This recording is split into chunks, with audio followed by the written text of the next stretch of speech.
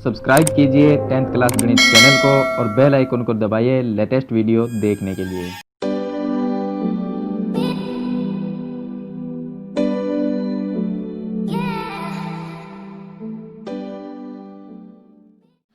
Hello students, इस video में example number 7 और एग्जाम्पल नंबर 8 को सरल करेंगे, जो कि चैप्टर 8 के हैं, जिसका नाम है ऊंचाई और दूरी।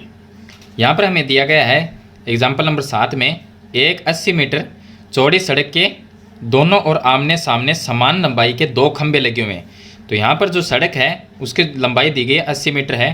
तो यहाँ पर सड़क की जो चौड़ाई है वो यहाँ पर हम इस तरह से बनाएंगे। तो यहाँ पर जो सड़क हो गई उसकी जो चौड़ाई है वो हमें यहाँ से यहाँ तक दी गई है 80 मीटर। ये पहला पॉइंट हो गया सड़क का। दूसरा, दोनों तरफ क्या है, खंभे हैं दो।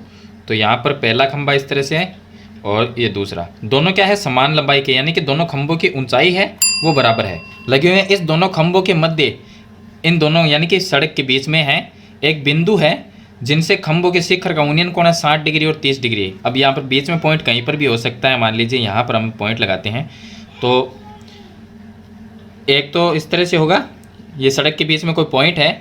अगर हम यहाँ पर देखें तो एक कोण ये बनता है और दूसरा कोण ये बनता है। एक चीज़ का आपको ध्यान रखना है कि जितना यहाँ पर जितने पास से देखेंगे कोण उतना ही ज़्यादा होता है। तो यहाँ पर ये हो गया 60 डिग्री। जितना दूर से देखते हैं कोण उतना ही कम होता है। तो यहाँ पर ये हो गया 30 डिग्री। क्योंकि जितना पास से किसी चीज़ को देखेंगे तो उतने ही ऊंचाई पर हमें देखना पड़ेगा। तो इसका मतलब कोण है वो बढ़ जाता है, ज़्यादा हो जाता है। तो यहाँ पर ये हो गया 60 और ये हो गया 30। तो हमें ज्ञात करने खंभों की ऊंचाई और खंभों के बीच की दूरी ज्ञात करनी है। तो खंभों की ऊंचाई तो दोनों की बराबर है, क्योंकि दोनों खंभे हैं जो उनकी ऊंचाई है वो बराबर है, दी गई है हमें। तो दोनों को ये एस मानेंगे। और खंभों के बीच की जो दूरी है, यानी कि यहाँ से ये दूरी और यहाँ से ये दूरी, ये हमें नहीं पता। तो चलिए एक को हम x मानते हैं, दूसरे को क्या मानेंगे, पूरी दूरी 80 है, एक को x मान लिया तो दूसरी हो जाएगी 80 माइनस x। तो ये दूरी भी हमें ज्ञात करनी है, यानी h का मान भी ज्ञात करना है और x का मान भी ज्ञात करना है, क्योंकि x हमने दूरी ली है। अब त्रिभुज का नाम लिखते हैं। तो ये हो गया A और ये पॉइंट B, ये पॉइंट हो जाएगा C, D और E। इस तरह से लेंगे। पहले त्रिभुज लेंगे ये वाला A, B और C। तो यहाँ पर लिखेंगे त्रिभुज ABC में। इस त्रिभुज के अंदर यहाँ पर H और X दो चीज़ है हमारे पास में, यानी लंब और आधार है, जो कि tan थीटा में आता है। और थीटा का मान कोण कितना है, 30 डिग्री। वो लिखेंगे h बटे x आ जाएगा, लंब बटे आधार। लंब है h और x। tan 30 का मान होता है 1/√3, यह आ जाएगा h बटे x। यहाँ से या तो h का मान निकालो या x का मान। तो चलिए हम x का ही निकाल लेते हैं। तो x को 1 से गुणा किया x और √3 को h से गुणा करेंगे तो √3h आ जाएगा। यहाँ पर इसको समीकरण नंबर 1 नाम देंगे। दूसरा त्रिभुज लेंगे जो कि C, D और E है। तो त्रिभुज ये भी समकोण है दोनों त्रिभुज, तो समकोण त्रिभुज CDE में। चलिए यहाँ पर भी ऊंचाई और आधार, तो लंब बट्टे आधार किस में आएगा, tan। कोण यहाँ पर 60 डिग्री है, तो tan 60 बराबर ऊंचाई h, आधार यहाँ पर 80 माइनस x। ये लिखना है। tan 60 का मान होता है √3, बट्टे में 1 लिख देंगे और h बट्टे यहाँ पर लिखेंगे 80 माइनस x। h को 1 से गुणा करेंगे तो क्या आ जाएगा, h आ जाएगा। तो यहाँ पर हम लिखेंगे h बराबर, इसको गुणा तिरछा गुणा कर लेंगे तो ये हो जाएगा √3 80 माइनस x आ जाएगा। अब देखिए, या तो हम h का मान यहाँ से उठा के यहाँ पर रख दें, या यहाँ से हम h का मान निकालें। तो हम इसको इस तरह से भी लिख सकते हैं, अगर समीकरण एक नाम ना दे हमें तो यहाँ से h का मान भी निकाल सकते हैं। h का मान क्या आएगा, h बराबर आएगा हमारे पास में x बटे √3। समीकरण एक नाम अब देंगे इसको, और इसको समीकरण नंबर 2, यानी एक साइड बराबर तो दूसरी साइड भी ये इसके बराबर लिख सकते हैं। यानी कि एक साइड जब बराबर होती है समीकरण में, दो समीकरण में एक एक साइड बराबर है तो दूसरी साइड को बराबर रख सकते हैं। तो हम लिखेंगे समीकरण 1 और 2 से, यहाँ पर हम लिखेंगे समीकरण 1 व 2 से। चलिए समीकरण 1 और 2 से x बटे √3 बराबर में इसके लिख सकते हैं √3 और 80 माइनस x। यहाँ पर देखा जाए तो √3 को √3 से गुणा कर सकते हैं, क्योंकि ये भाग में है, यहाँ पर गुणा में चला जाएगा तो ये √3 गुणा क्या बनेगा, 3 बन जाएगा। तो ये बन जाए, इस साइड में रह जाएगा x, यहाँ पर आ जाएगा 3, ये हो जाएगा हमारे पास में 80 माइनस x। आगे इसको सरल करेंगे तो यह आ जाएगा x बराबर 80 को 3 से गुणा करेंगे 8 3 24 यानी 240 माइनस x गुणा 3 3x।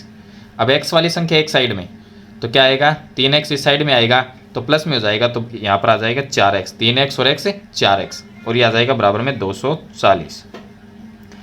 अब x का मान निकालेंगे तो 240 में 4 का भाग देंगे तो यहाँ पर 6 चौक 24 यानी 240/4 कितना आ जाएगा 60 आ जाएगा। x का मान आ गया 60 यानी खंभे की जो दूरी है वो अलग अलग है हमारे पास में। तो ऊंचाई कितनी चलिए इसके बाद में ऊंचाई और ज्ञात करते हैं हम। तो देखिए यहाँ पर x का मान कितना आ गया 60 आ गया तो हम लिख लिए x का मान आ गया हमारे पास में 60। अब यहाँ पर हमें ऊंचाई ज्ञात करनी है तो हमारे पास में 2 समीकरण थी। ये समीकरण नंबर 2, समीकरण 2 बड़ी है तो हम समीकरण छोटी में रख लेंगे मान। तो क्या है समीकरण 1 h बराबर समीकरण 1 है h बराबर x/√3 ये दिया गया है। तो क्या करेंगे x का मान समीकरण 1 में रखेंगे तो हम यहाँ पर लिख सकते हैं x का मान समीकरण 1 में रखने पर समीकरण 1 में रखेंगे तो क्या बन जाएगा यहाँ पर h बराबर x का मान रखेंगे 60/√3। नीचे अंडर में संख्या हो तो ऊपर नीचे गुणा कर सकते हैं अंडर√3 से। तो यहाँ पर क्या आएगा हमारे पास में आ जाएगा 60/√3 बटे ये दोनों गुणा के क्या बनेंगे 3 का हम 60 में भाग देंगे h बराबर आ जाएगा 20/√3 जो कि मीटर है तो मीटर में लिखेंगे हम। तो यहाँ पर मीटर में दिया गया है तो ये मीटर। ऊंचाई खंभे की जो ऊंचाई है वो 20/√3 मीटर होगी क्योंकि दोनों खंभे बराबर है तो दोनों की ऊंचाई होगी 20/√3 मीटर। लेकिन हमें दूरी जो ज्ञात करनी है खंभों के बीच की तो पहली दूरी क्या आ गई 60 आ गई क्योंकि इस खंभे के बीच की दूरी को हमने x माना था तो x का मान तो 60 आ गया था हमारे पास में। तो ये दूरी है वो तो 60 है और इस साइड वाली कितनी होगी 80 माइनस x। दूसरी कितनी है 80 माइनस x। x का मान क्या है 60 तो 80 माइनस 60 लिखेंगे तो कितना आएगा 20 यानी दूसरी दूरी पहले खंभे के बीच की दूरी यहाँ पर 60 लिखेंगे दूसरे के बीच की दूरी 20 हो जाएगी और ऊंचाई खंभे की यहाँ पर h का मान 20/√3 मीटर हो जाएगा। तो इस तरह से आपको इस क्वेश्चन को सरल करना है यानी कि इस क्वेश्चन में हमें x का मान भी ज्ञात करना है और यहाँ पर आपको h का मान भी ज्ञात करना है। तो h और x का मान ज्ञात करना हो सिंपल क्वेश्चन है। आपको एक चीज़ का मान है वो दूसरी समीकरण में रखना है, दूसरे का मान निकाल के पहली में या दूसरी समीकरण में रखेंगे। इस तरह से हम जैसा कि प्रतिस्थापन विधि में हम करते हैं उसी तरह से ये इसको सरल किया है। चलिए इसके बाद में इसका लास्ट एग्जाम्पल है एग्जाम्पल नंबर 8। अब देखिए एग्जाम्पल नंबर 8 है जिसमें दिया गया है कि एक झील की पानी की सतह यानी कि पानी की जो सतह है तो हम यहाँ पर मान लेंगे इस तरह से कि ये हमारे पास में एक पानी की सतह हो गई। पानी की जो सतह है इससे h मीटर ऊंचाई पर यानी कि यहाँ से ऊंचाई कितनी है h मीटर। तो हम ये मान लें कि यहाँ पर ये h मीटर की ऊंचाई है, यहाँ से लेके यहाँ तक की ऊंचाई है h मीटर। पानी की सतह से ऊपर है h मीटर ऊंचाई पर स्थित एक बिंदु से यानी कि स्थित एक बिंदु है, यहाँ पर एक बिंदु है से बादल का उन्नयन कोण। अब यहाँ से ये करना है आपको कि बादल का उन्नयन कोण। तो देखा जाए कि बादल तो ऊपर की तरफ होगा तो हम इस तरह से बनाएंगे। अब बादल है वो इस बिंदु से ऊपर की तरफ होगा तो यहाँ पर हम मान लेते हैं कि ये एक बादल है यहाँ पर। तो इस बादल का उन्नयन कोण तो यहाँ पर हम मान लेंगे कि इस तरह से ये हो गया उन्नयन कोण बादल का। अब देखिए यहाँ पर जो h है ऊंचाई अगर इसको हम इसके एकदम इस तरह से समांतर रेखा ले जाएं तो ये भी ऊंचाई क्या है इस h जितनी होगी। जितनी h है यहाँ पर वही सेम होगी दोनों। अब यहाँ पर यहाँ से हमें बादल का जो उन्नयन कोण है वो यहाँ पर दिया गया है कितना है अल्फा। तो ये कोण बन गया अल्फा। इसको हम यहाँ से वापस मिला सकते हैं यहाँ से। तो ये h है इसके बराबर होगी। बाकी जो कोण बना है बादल का वो क्या है अल्फा है तथा झील के पानी में उसकी छाया का अवनमन कोण बीटा है। यानी कि सतह कौन सी थी ये थी हमारी, ये है पानी की सतह। पानी की सतह यहाँ से यहाँ पर लिख देंगे ताकि हमें पता चल जाए। देखिए ये पानी है, इस पानी से जितना ऊपर बादल है ये बादल पानी के उतना ही नीचे दिखता है। तो हम यह मान लें कि जितना ऊपर है पानी से उतना ही पानी के नीचे दिखाई देता है। तो इस तरह से हम मान लेंगे। अब देखा जाए तो ये पानी है और पानी से जितना ऊपर दिखता है उतना ही नीचे है, लेकिन अवनमन कोण कितना बन रहा है, अवनमन कोण इसका बीटा बन रहा है। तो यहाँ से ये पानी की सतह है, यहाँ से ये अवनमन कोण कितना सॉरी यहाँ से देखना है इस बिंदु से, इस बिंदु से जो कोण बनाता है वो बनाता है बीटा। तो हम इसको यहाँ से इस तरह से मिला देंगे, तो ये कोण बन गया बीटा। इस तरह से आपको चित्र है वो बनाना है। अब देखिए यहाँ पर हमने क्या है, इस पॉइंट से यूनियन कोण बनाया है, तो इसी पॉइंट से अवनमन कोण बनेगा। अब बनाने के बाद में यहाँ पर ये समकोण हो गया तो 90 डिग्री है। अब इसके देखिए यहाँ पर h है, तो यहाँ पर भी h इसके बराबर ही होगी, जितनी ऊंचाई ये है उतनी ऊंचाई ये है, ये हो गया। अब ऊपर वाले इस बिंदु से बादल का यूनियन कोण था, तो उसको हमें पता नहीं है, तो यहाँ से लेके यहाँ तक की जो दूरी है उसको मानेंगे x, और यहाँ से यहाँ तक की जो दूरी है वो हमारे पास में h है। तो अब ये पानी की सतह ये है, तो जितना ऊपर है पानी की सतह से उतना ही नीचे, यानी कि जितनी ऊंचाई यहाँ पर है जितनी दूरी ये है उतनी दूरी ये होगी। तो ऊपर वाली कितनी है, x और h, ये दूरी है, ये h है ये x है, दोनों को मिला दिया तो x प्लस h, यानी कि नीचे वाली दूरी कितनी होगी, यहाँ से x प्लस h होगी, क्योंकि जितना पानी के ऊपर दिखता है उतना ही पानी के नीचे कोण बना रहा है, तो यहाँ पर x प्लस h हो जाएगी। चलिए अब यहाँ से हम इसको सरल करेंगे। तो देखिए इसमें लिखा है कोण बीटा है, सिद्ध कीजिए कि पानी के तल से बादल की ऊंचाई, पानी का तल कौन सा, पानी का तल ये है, यहाँ पर पानी का जो तल है इससे जो बादल की ऊंचाई ये ऊंचाई है वो कितनी है, यहाँ पर ये दी गई हमें कि h ब्रैकेट में tan beta plus tan alpha, tan beta minus tan alpha metre है। तो ये हमें सिद्ध करना है, यानी आंसर हमारा ये आना चाहिए। अब देखिए यहाँ पर इस चित्र का हम नाम लिखेंगे। चलिए कहाँ से स्टार्ट, यहाँ से स्टार्ट करते हैं। तो A, और दूसरा ये पॉइंट, इस पॉइंट को नाम लिख देंगे B, इस पॉइंट को नाम लिख देंगे C, और या इस पॉइंट को नाम देंगे D। तो ये ABCD हो गया। अब यहाँ पर त्रिभुज वही लेने हैं जिसमें अल्फा और बीटा कोण बने हुए हैं और समकोण त्रिभुज हो। तो देखिए अल्फा वाला जो है वो कौन सा है, तो ये हो गया A, B और C, और नीचे बीटा जिसमें कोण बन रहा है वो लेंगे हम A, B और D, ये दो त्रिभुज इसमें काम में लेने हैं हमें। चलिए हमें क्या ज्ञात करनी है, बादल की ऊंचाई। तो बादल की ऊंचाई ज्ञात करनी है, तो चलिए यहाँ से जो है ये लेंगे, पहला त्रिभुज A, B और C, ये त्रिभुज लेंगे। तो चलिए यहाँ पर हम लिखते हैं त्रिभुज ABC में। तो ABC त्रिभुज के अंदर देखा जाए तो ये ABC, यहाँ पर देखिए ऊंचाई कितनी है, x है, BC ऊंचाई है वो x है, और यहाँ पर ये जो AB आधार है वो हमें दिया नहीं गया है इसके अंदर, और इसका कोण है वो अल्फा है। तो AB की जगह हम AB लिख देंगे, या इसको हम मान भी सकते हैं x, y, z या कोई भी अक्षर। चलिए यहाँ से हम इसको मान सकते हैं। तो यहाँ पर देखा जाए तो इसको x को x, तो ये y मान लिया हमने, तो ये हो गया y। तो ये हो गया हमारी ऊंचाई और ये हो गया आधार। देखिए अब लंब और आधार किस में आएगा, tan में आता है, तो यहाँ पर हमें लिखना है tan, और थीटा का मान यहाँ पर अल्फा है, तो ये हो गया अल्फा बराबर ऊंचाई कितनी हो गई x, आधार कितना हो गया y हो जाएगा। यहाँ से हम tan अल्फा, तो इसको क्या करेंगे, जो tan अल्फा है इसको हम कोट में चेंज करें तो tan का उल्टा कर देंगे। tan का उल्टा क्या होगा, 1 कोट अल्फा बराबर x बट्टे y, क्योंकि अगर यहाँ से हम चेंज ना करेंगे तो यहाँ पर आंसर है वो इसका निकलेगा नहीं, इसलिए चेंज करना पड़ेगा यहाँ पर। तो अब इसको हम गुणा कर लेंगे, y का मान निकाल लेंगे यहाँ से। चलिए y का मान निकालेंगे, y को 1 से गुणा किया तो y आ गया, x को कोट अल्फा से गुणा करेंगे तो x कोट अल्फा आ जाएगा, तो यह यहाँ पर y का मान आ गया। उसके बाद में इसको नाम दे सकते हैं समीकरण नंबर 1। उसके बाद में क्या करेंगे, नीचे वाला त्रिभुज लेंगे जो कि ABD है, तो यहाँ पर लिखेंगे दूसरा त्रिभुज ABD में, जो कि एक समकोण त्रिभुज है। इसमें क्या होगा, इसमें देखना है कि ये यहाँ पर जो ऊंचाई है ये दूरी लेंगे और इसका जो आधार है वो y हो जाएगा। तो ये हो गया लंब और ये हो गया आधार। तो लंब कितना होगा, B से लेके हमें लेना है D तक। तो देखिए B से यहाँ तक h है और यहाँ से नीचे तक x प्लस h है, तो टोटल मिला के कितना हो गया x प्लस h, तो ये है और ऊपर वाला h और प्लस करेंगे इसमें तो प्लस h, यानी कि 2h प्लस x हो जाएगा इतनी पूरी कंप्लीट लेने पर।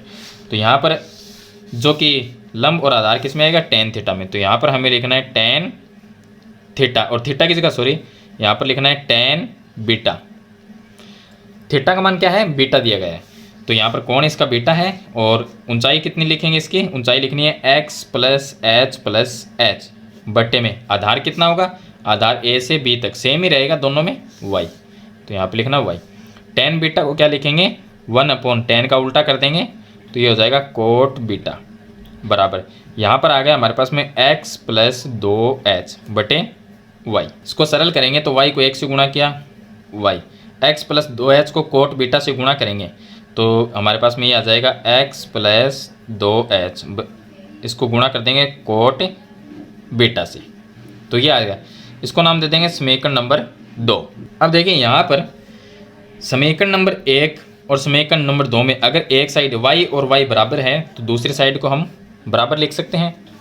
चलिए x कोट अल्फ़ा तो ये होगा x कोट अल्फ़ा और बराबर में लिखना है x प्लस 2h और ब्रैकेट में लिखेंगे कोट बीटा। यहाँ पर देखा जाए तो इसको हम पूरे को गुणा कर लेंगे तो x कोट अल्फ़ा बराबर में x को इससे गुणा करेंगे तो x कोट बीटा और प्लस में 2h कोट बीटा, ये यहाँ पर लिख देंगे। अब x वाली संख्या को एक साइड में रखेंगे तो x का ये है और ये भी x का है तो इसको हम इस साइड में लेके आएंगे तो क्या होगा x कोट अल्फ़ा, ये माइनस में हो जाएगा x कोट बीटा और ये बराबर में रह जाएगा 2h कोट बीटा। चलिए यहाँ पर इसमें से कॉमन ले सकते हैं, x कॉमन आ जाएगा तो ब्रैकेट में रह जाएगा cot alpha minus cot beta और बराबर में आ जाएगा, यहाँ पर हमारे पास में x है, सॉरी यहाँ पर आएगा 2h और कोट बीटा, ये हमारे पास में आ जाएगा। उसके बाद में देखिए अब इसको हम tan में चेंज करेंगे तो यहाँ पर x का x रखेंगे, कोट को क्या लिख सकते हैं, कोट को लिख सकते हैं 1/tan अल्फ़ा माइनस कोट का उल्टा करेंगे tan हो जाएगा 1/tan बीटा हो जाएगा और बराबर में यहाँ पर 2h और यहाँ पर कोट बीटा है इसका उल्टा कर देंगे तो tan बीटा हो जाएगा। इस तरह से लिखेंगे। अब इस साइड वाला है उसका हम एलसीएम लेंगे, लघुत्तम लेके उसको सरल करना है तो चलिए इसका लघुत्तम अगर लेंगे तो यहाँ पर हमारे पास में आ जाएगा x इसके गुणा में tan अल्फ़ा tan बीटा, इसका लघुत्तम आ जाएगा तो tan अल्फ़ा और tan बीटा, इससे ये कैंसिल हो जाएगा तो ये आ जाएगा tan बीटा और माइनस यहाँ से ये कैंसिल हो जाएगा तो tan अल्फ़ा आ जाएगा और यहाँ पर हमारे पास में आ गया 2h, ये हो जाएगा tan बीटा, इस तरह से आ जाएगा। अब देखिए इसमें हमें x का मान ज्ञात करना है क्योंकि यहाँ पर दिखा है कि पानी के तल से बादल की ऊंचाई, पानी का जो तल है उससे बादल कितना ऊंचा है, ये बादल हमारा यहाँ पर पानी के तल से बादल जितना ऊंचा है उसमें दो चीज़ है, क्या है, एक तो h है और एक x है।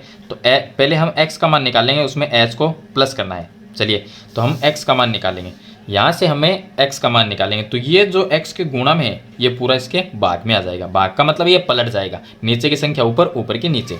तो यहाँ पर हमारे पास में क्या बन जाएगा, x बराबर 2h tan बीटा लिखना है आपको तो यहाँ पर हम लिखेंगे 2h बटे tan बीटा और ये जो है वो गुणा के चिन्ह के साथ में नीचे वाला tan अल्फ़ा tan बीटा ऊपर चला जाएगा, tan अल्फ़ा tan बीटा और बटे में यहाँ पर है हमारे पास में tan beta minus tan alpha, इस तरह से आपको लिखना है। अब इसको सरल कर लेंगे हम थोड़ा सा। अब देखिए यहाँ पर गुणा के चिन्ह के साथ में तो tan बीटा से tan बीटा कैंसिल हो जाएगा तो यह आ जाएगा x बराबर 2h, यह आ जाएगा tan अल्फ़ा बटे tan बीटा माइनस में tan अल्फ़ा। अब हमें बादल की जो ऊंचाई है, बादल की जो ऊंचाई है जैसा कि मैंने बताया बादल की ऊंचाई क्या है, h और x दोनों मिलके हुई है इतनी, यानी कि x प्लस h। तो x का मान क्या है, x का मान तो हमारे पास में ये है जो हमने ज्ञात किया है और h है वो इसमें साथ में प्लस करना है तो इसके साथ में हम प्लस h कर देंगे तो बट्टे में 1 लिखेंगे, 1 लिख के फिर इसका एलसीएम लेंगे। एलसीएम क्या आएगा, tan alpha minus tan beta, tan beta minus tan alpha, ये भी आ जाएगा और 1 भी आ जाएगा, इससे ये कैंसिल हो जाएगा, 1 रह जाएगा, 1 से ये गुणा करेंगे तो 2h tan अल्फ़ा, फिर यहाँ पर प्लस का चिन्ह, 1 से 1 कैंसिल हो जाएगा, ये रह जाएगा, इसको हम h से गुणा करेंगे तो क्या आ जाएगा h, फिर हमें लिखना है tan बीटा और माइनस h tan अल्फ़ा, ये हमारे पास में आ जाएगा। अब यहाँ पर देखिए, यहाँ पर ये जो है वो 2 बार 2h tan अल्फ़ा और यहाँ पर ये 1 बार है, तो इसमें से ये माइनस कर देंगे तो हमारे पास में 1 बार रह जाएगा h tan अल्फ़ा प्लस में h tan बीटा बट्टे में tan beta minus tan alpha, ये इसके बट्टे में रह जाएगा। अब यहाँ से ऊपर में h अगर कॉमन लेता हूँ तो क्या रहेगा हमारे पास में, सिर्फ ये रहेगा h अगर हमने कॉमन ले लिया तो हमारे पास में रह जाएगा tan alpha plus tan beta और बट्टे में इसका रह जाएगा tan beta minus tan alpha, ये रह जाएगा। तो ये इसका आंसर होगा जो कि हमें यहाँ पर क्वेश्चन में पहले से दिया गया है। तो ये हो जाएगी बादल की ऊंचाई। इस तरह से आपको ये क्वेश्चन है वो सरल करना है। थोड़ा सा इसका प्रोसेस लंबा है क्वेश्चन का, आप ज़रूर इसको आराम से करिए, आपको ज़रूर ये क्वेश्चन समझ में आ जाएगा। अगर ना आए तो इसको 2-3 बार रिपीट करके देखना, ज़रूर आपको समझ में आ जाएगा। तो इस वीडियो में मैंने आपको क्वेश्चन नंबर 7 और क्वेश्चन नंबर 8 दोनों बता दिए हैं। वीडियो अच्छे लगे तो लाइक और शेयर ज़रूर कर देना। चैनल पे नए हैं तो सब्सक्राइब करना और बेल आइकन का बटन ज़रूर दबाना, जिससे आने वाली वीडियो की नोटिफिकेशन है वो आपको मिलते रहेगी। इंस्टाग्राम पे हमें फॉलो करना, लिंक आपको डिस्क्रिप्शन में मिल जाएगा। आज की वीडियो में इतना ही, मिलते हैं नई वीडियो नई टॉपिक के साथ, तब तक के लिए थैंक यू।